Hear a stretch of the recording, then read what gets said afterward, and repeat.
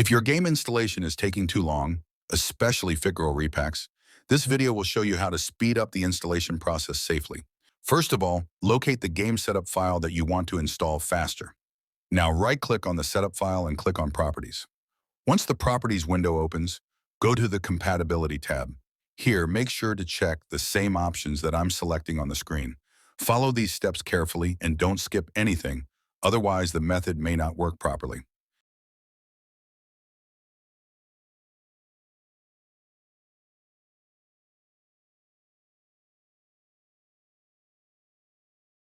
After selecting all the required options, click Apply, then click OK. Now simply open the setup file and start the installation. You should notice that the installation speed is much faster compared to before.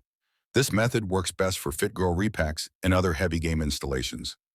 That's it for this video. If this helped you, don't forget to like the video, share it with others, and subscribe to the channel for more game and PC fix tutorials.